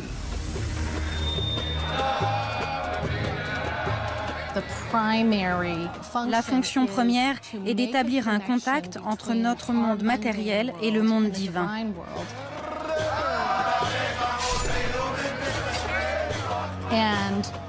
Et pour les anciens Israélites, cela se fait à travers le sang. Le sang est la substance la plus sacrée sur l'autel. C'est aussi la substance qui incarne la vie.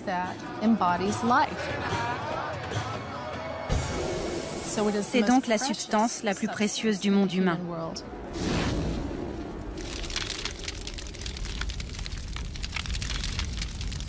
Mais pendant que les prêtres sacrifiaient des animaux à Yahvé dans le temple, beaucoup d'Israélites se montraient moins fidèles.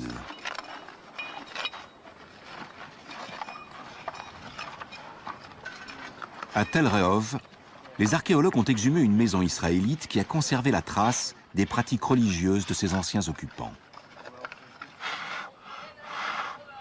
On vient de trouver cette figurine d'argile absolument exceptionnelle. C'est une déesse de la fertilité qui était honorée ici, en Israël. Elle tient un bébé dans les bras.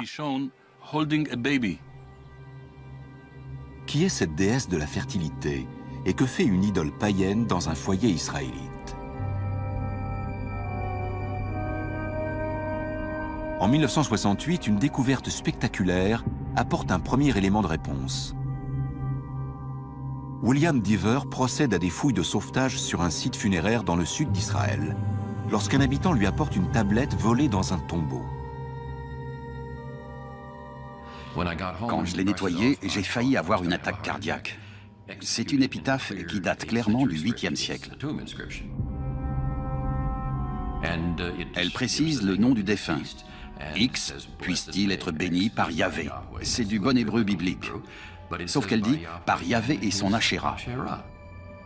Ashéra, c'est la déesse mère cananéenne. D'autres inscriptions associant Yahvé et Ashéra ont été découvertes. Et partout en Israël, des milliers de figurines ont été mises au jour. Beaucoup d'historiens y voient le visage d'Ashéra.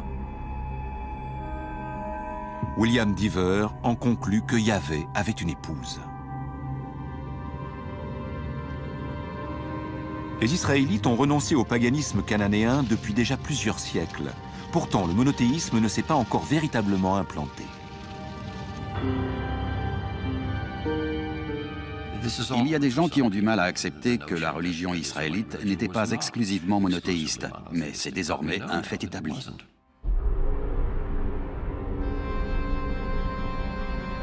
La Bible reconnaît que les Israélites ont continué à adorer Ashéra et d'autres dieux cananéens, tels que Baal.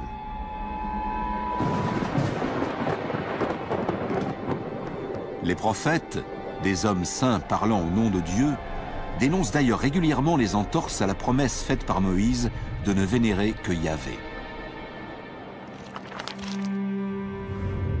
Ceux qui les appelaient, ils s'en sont écartés. C'est au Baal qu'ils ont sacrifié, et c'est à des idoles taillées qu'ils ont brûlé des offrandes. Osée, chapitre 11, verset 2. Les Israélites avaient signé un pacte avec Dieu. S'ils le respectaient, Dieu les récompenserait, mais s'ils le rompaient, il les punirait.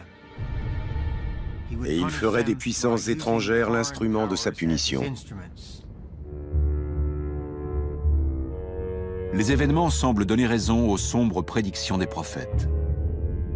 Peu après la mort de Salomon, les 10 tribus du Nord se révoltent et forment le royaume d'Israël.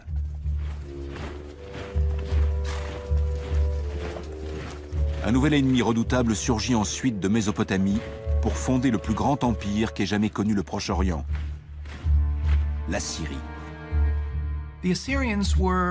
La supériorité militaire des Assyriens était écrasante. Les royaumes d'Israël et de Juda, les deux États qui forment le peuple d'Israël dans la Bible, sont tombés sous le joug du rouleau compresseur assyrien.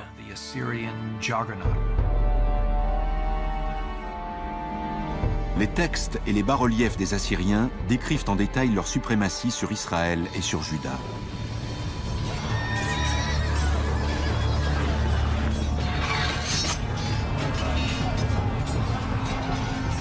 En 722 avant Jésus-Christ, l'armée assyrienne écrase le royaume d'Israël. Ceux qui échappent à la mort ou à l'exil fuient vers le sud, jusqu'à Jérusalem, où les descendants de David et de Salomon continuent à régner. La Bible raconte comment l'un d'entre eux, Josia, prête enfin l'oreille aux exhortations des prophètes. Le livre des rois nous dit qu'à la fin du 7e siècle avant Jésus-Christ, le roi Josia apprend qu'un manuscrit a été découvert dans les archives du Temple. On lui apporte ce manuscrit et à sa lecture, Josia se met à pleurer parce qu'il comprend qu'il s'agit d'un texte sacré qui contient les commandements divins enfreints par son peuple.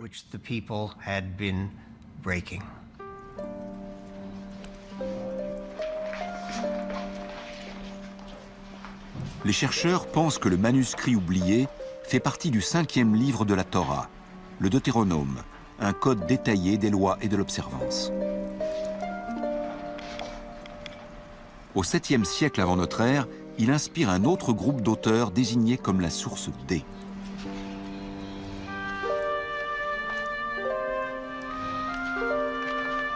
Selon la théorie documentaire, c'est le 3e groupe, après J et E, à contribuer à la rédaction de la Bible hébraïque.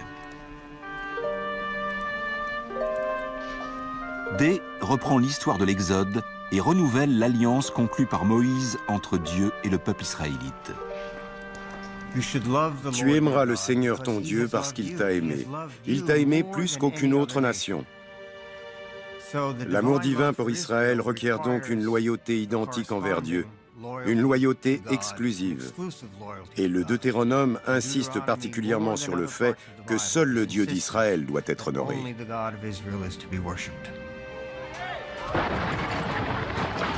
Pour respecter l'alliance, Josia fait détruire toutes les idoles et tous les autels païens.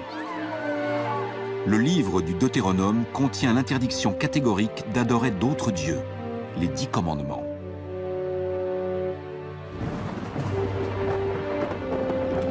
C'est moi, Yahvé, ton Dieu. Tu n'auras pas d'autre Dieu face à moi. Tu ne te feras pas d'idole. Tu ne te prosterneras pas devant ces dieux et tu ne les serviras pas. Deutéronome, chapitre 5, versets 6 à 9. Les 10 commandements apparaissent dans 2 des livres de la Bible, le Deutéronome et l'Exode. Ils constituent non seulement un contrat avec Yahvé, mais aussi un code de conduite pour les êtres humains. La révélation des 10 commandements est une révélation morale. C'est là qu'intervient l'idée de justice, parce que c'est ce qui compte le plus dans notre façon de traiter l'autre. Nous ne le tuerons pas, nous ne lui déroberons rien, et nous ne témoignerons pas à tort contre lui. Nous respecterons les commandements. Comme le répète ensuite régulièrement Dieu lui-même par la voix des prophètes, les commandements sont déjà inscrits dans le cœur des hommes.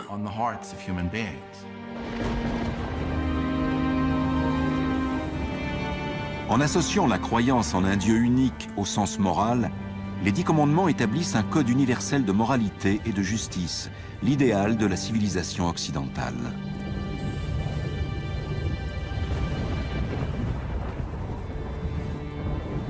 Malgré les réformes de Josia, les anciens Israélites continuent à servir d'autres dieux. La soumission à un Dieu unique et le triomphe du monothéisme découlent d'une série d'événements dont témoignent l'archéologie, les textes anciens et la Bible.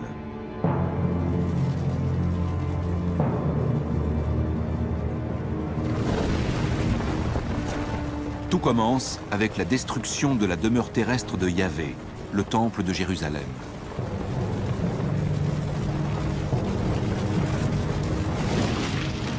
En 586 avant Jésus-Christ, après avoir vaincu les Assyriens, un nouvel empire mésopotamien envahit Israël. Les Babyloniens saccagent le temple et brûlent systématiquement la ville sainte.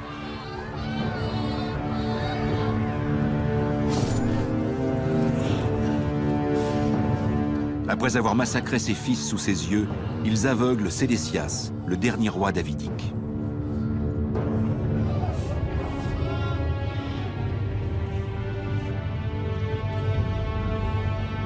L'alliance par laquelle Yahvé s'est engagé à faire régner éternellement le peuple élu et la dynastie de David à Jérusalem est rompue.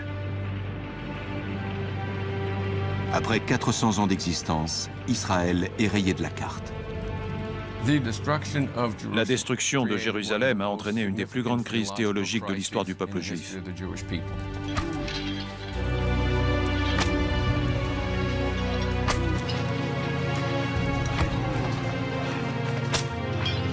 Les prêtres, les prophètes et les scribes israélites sont enchaînés et emmenés à Babylone.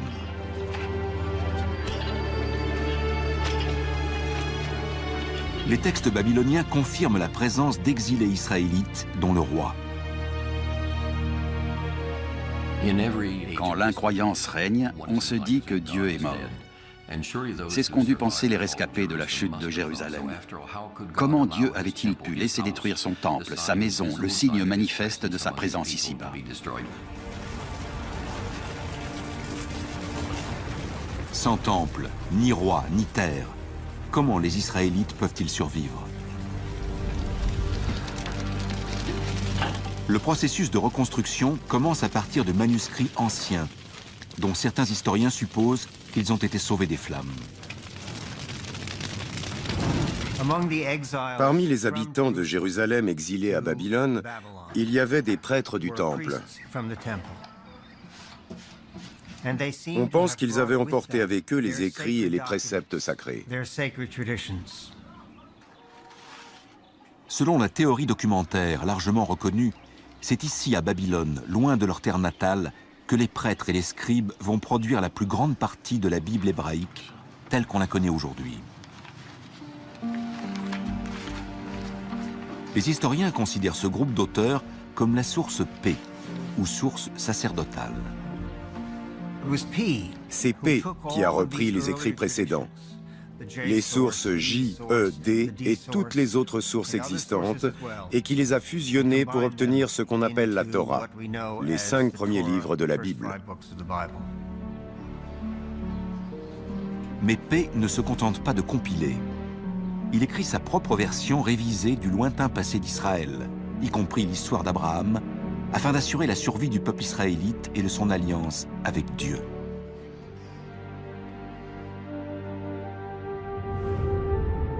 Vous aurez la chair de votre prépuce circoncise, ce qui deviendra le signe de l'alliance entre moi et vous. Genèse, chapitre 17, verset 11. Quand le chapitre 17 de la Genèse donne à la circoncision valeur d'alliance, il ne parle pas vraiment d'Abraham. En réalité, il parle des exilés du VIe siècle avant Jésus-Christ, qui, loin de leur pays natal, cherchaient désespérément un moyen de réaffirmer leurs différences.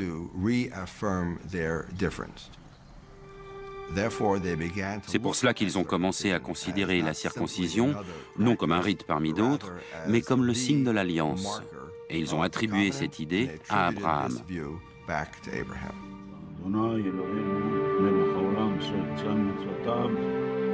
Pour les Israélites, les Babyloniens sont les nouveaux Cananéens, des païens non circoncis avec lesquels ils ne doivent pas se mélanger.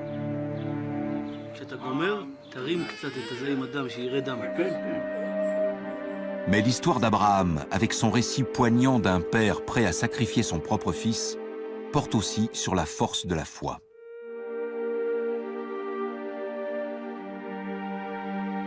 Ce n'est pas une coïncidence si P fait naître le patriarche à Our, à quelques kilomètres au sud de Babylone. Les exilés espèrent qu'en faisant preuve de la même foi qu'Abraham, ils parviendront eux aussi à regagner la terre promise. Il y a un thème omniprésent dans la Torah, c'est celui de l'exil et du retour. Abraham entre en Égypte et quitte l'Égypte. Les Israélites vont en Égypte et repartent. Chez ces gens exilés à Babylone, au VIe siècle avant notre ère, ce thème devait trouver une résonance profonde. Dieu avait agi dans leur intérêt par le passé et il allait sans doute recommencer. Mais les Israélites ont encore un problème. Sur cette terre étrangère, sans temple ni sacrifice, comment se racheter aux yeux de Yahvé?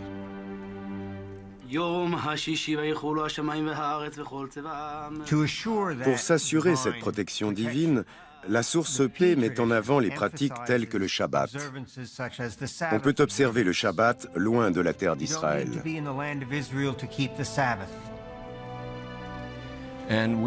Les textes bibliques et les prophètes font allusion au fait que les exilés apprennent aussi à se réunir pour prier. C'est ce qui deviendra plus tard la synagogue.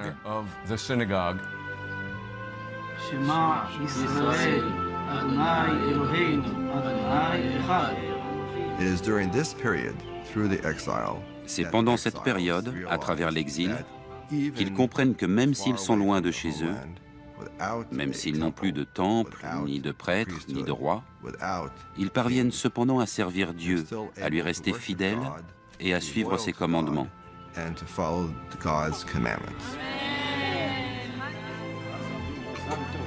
Ce sont les fondements du judaïsme. L'expérience de l'exil transforme l'ancien culte israélite en une religion moderne.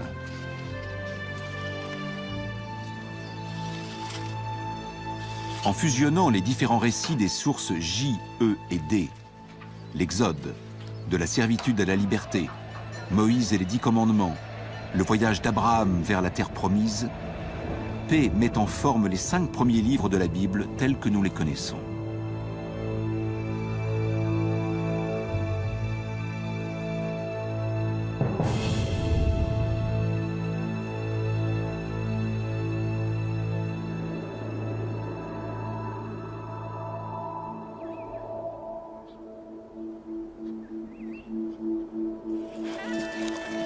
Cette théorie est aujourd'hui communément admise.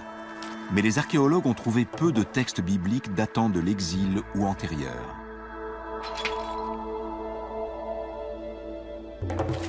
Les plus célèbres sont les manuscrits de la Mer Morte.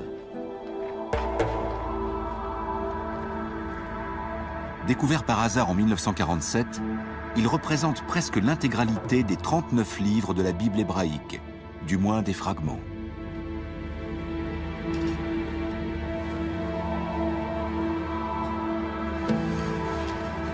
Ils ont survécu parce qu'ils étaient entreposés dans un milieu idéal pour leur conservation. Le désert, chaud et sec. D'après les archéologues, des centaines d'autres rouleaux devaient être disséminés à travers le pays. Mais comme ils étaient en papyrus ou en parchemin, il y a longtemps qu'ils se sont décomposés. Les rouleaux de la Mer Morte les plus anciens datent du IIIe et du IIe siècle avant Jésus-Christ. Mais ça ne signifie pas que ce sont les premiers exemplaires de cette œuvre. Ça signifie qu'ils s'inscrivent dans une tradition qui était déjà bien établie à l'époque où les manuscrits ont été écrits.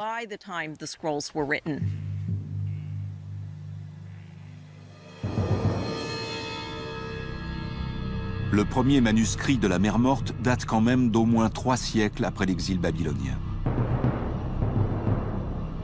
Et en l'absence de textes plus anciens, certains historiens affirment que la Bible tout entière n'est que pure fiction. Ils mettent en doute l'existence même d'Israël et des Israélites. Pour les révisionnistes, ces grands sceptiques, l'ancien Israël n'a pas existé. C'est une création intellectuelle. Ces gens ne réécrivaient pas leur passé, ils l'inventaient. Ils n'avaient pas de passé. La Bible est donc un mythe fondateur destiné à légitimer un peuple illégitime. La légitimité du passé israélite repose sur la découverte d'un élément qui pourrait prouver les origines archaïques de la Bible.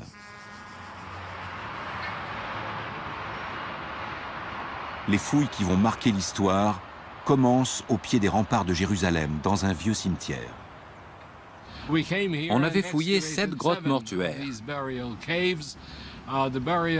Ces grottes datent du 7e siècle avant Jésus-Christ, à peu près à l'époque du roi Josia. Mais quand on les a trouvées, elles avaient déjà été pillées. On n'en attendait pas grand-chose. Gabriel Barquet charge un jeune bénévole de 13 ans de nettoyer une des tombes pour prendre des photos. Au lieu de quoi, comme il s'ennuyait, qu'il était seul et qu'il avait un marteau, il a commencé à marteler le sol. Mais le sol est en fait un plafond affaissé. Il dissimule des trésors qui ont échappé aux pillards.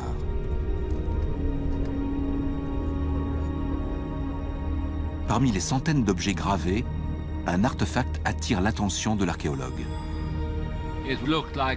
Ça ressemblait à un mégot de cigarette. C'était un cylindre d'environ 2,5 cm de long et d'un peu plus d'1 cm de diamètre, manifestement en argent. Une sorte de rouleau minuscule.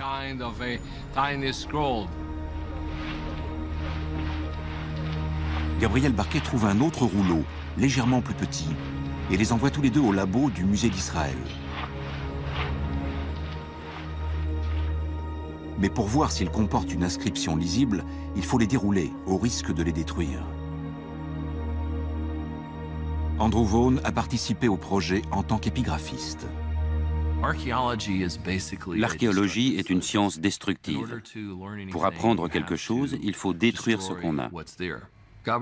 Gabriel Barquet et son équipe ont dû faire un choix. Fallait-il dérouler ces amulettes ou les conserver? Ils ont décidé de prendre le risque, et on sait qu'ils ont eu raison.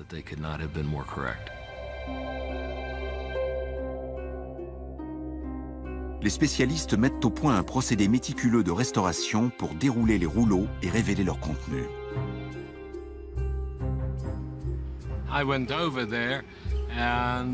En arrivant là-bas, j'ai été stupéfait de voir que le rouleau était couvert de caractères très légers, gravés de façon très délicate.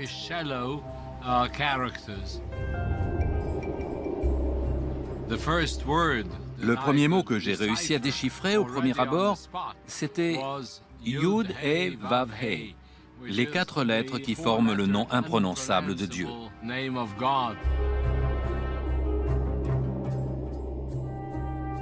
Un examen approfondi en révèle davantage. Il s'agit d'une prière étonnamment familière, qu'on récite encore dans les synagogues et les églises. Que le Seigneur te bénisse et te garde. Que le Seigneur fasse rayonner sur toi son regard et t'accorde sa grâce. Que le Seigneur porte sur toi son regard et te donne la paix. Nombre, chapitre 6, versets 24 à 26.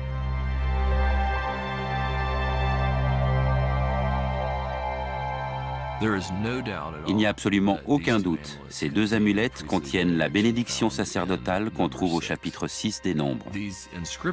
Ces inscriptions sont donc très importantes parce qu'elles représentent la plus ancienne référence aux écrits bibliques qu'on possède. Le contexte archéologique est très clair. On les a découvertes avec des poteries qui datent du 7e siècle avant Jésus-Christ. D'autre part, la paléographie et la forme des lettres indiquent également sans équivoque le 7e siècle.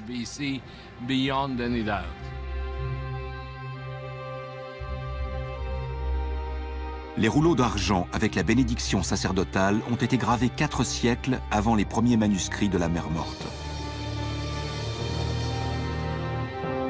C'est une découverte extraordinaire qui prouve qu'une partie au moins des versets de la Bible a été écrite en des temps reculés, sous le règne des descendants du roi David.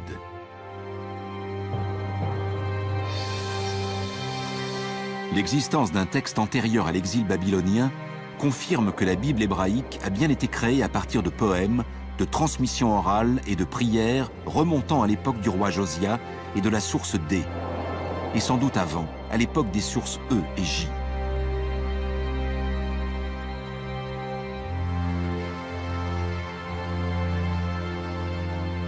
Comme le supposaient les historiens, la Torah, les 5 premiers livres de la Bible, a pris sa forme finale pendant l'exil babylonien.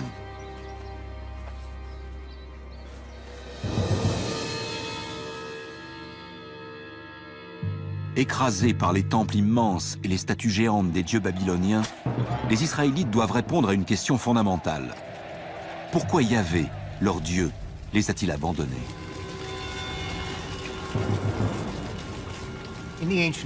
Dans l'Antiquité, quand votre pays était détruit par des envahisseurs étrangers, cela signifiait que leur Dieu était plus puissant que le vôtre. Il semblait donc tout naturel de servir les dieux les plus puissants. Mais les survivants ont continué à vénérer Yahvé, et ils se sont demandé comment une telle chose avait pu se produire. Ils adoptent d'abord une explication standard, qu'on retrouve ailleurs dans le Proche-Orient antique. Nous avons dû faire quelque chose de mal pour nous attirer la colère de notre Dieu. C'est de là que vient l'idée que le polythéisme a entraîné notre chute, et qu'il n'y a finalement qu'un seul Dieu. Les Israélites renoncent à cette folie qu'est le polythéisme. Le monothéisme triomphe et les découvertes archéologiques le prouvent. Avant la destruction du premier temple, on peut creuser n'importe où en Judée, on trouve toujours des sanctuaires. Et surtout, on trouve des centaines et des milliers d'idoles, même à Jérusalem. Mais après la destruction, plus une seule. Il y en avait plusieurs milliers avant, et il n'y a absolument plus rien après.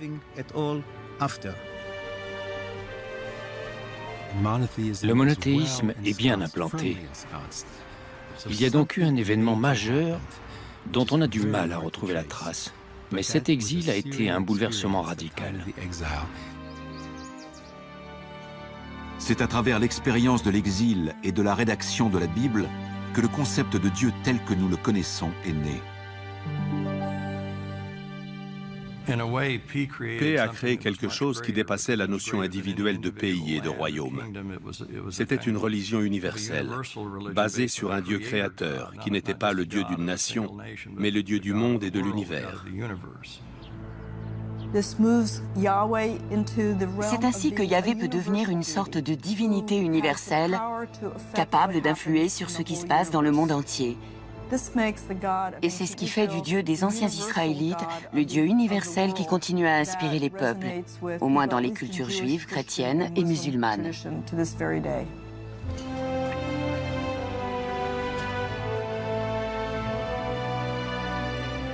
En 539 avant Jésus-Christ, l'Empire babylonien est renversé par les Perses.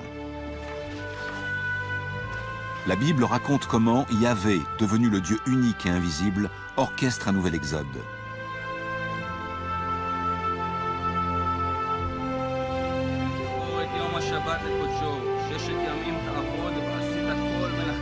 Parmi les exilés sur le chemin du retour, il y a le prophète Esdra. Une fois à Jérusalem, il fait une lecture publique de la Torah pour renouveler l'alliance.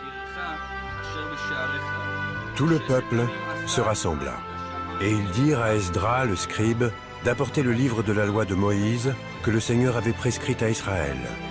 Il lut dans le livre, depuis l'aube jusqu'au milieu de la journée. Les oreilles de tout le peuple étaient attentives au livre de la loi. Néhémie, chapitre 8, versets 1 à 3. Pour moi, c'est un des moments les plus émouvants de toute la Bible. Esdra revient avec la Bible à la main. On a le sentiment que l'ouvrage commencé en exil est enfin terminé. Et Esdra en a un exemplaire. Les rouleaux qui retracent l'histoire des Israélites et de leur Dieu constituent maintenant la Bible hébraïque, l'Ancien Testament, un texte sacré pour plus de 3 milliards de personnes.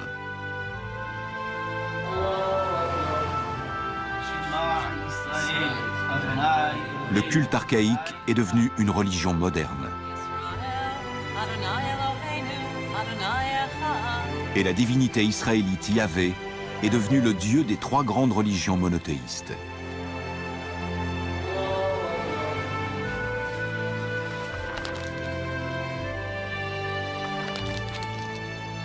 Les enseignements de la Bible ont établi un code de moralité et de justice, des aspirations qui traversent les âges.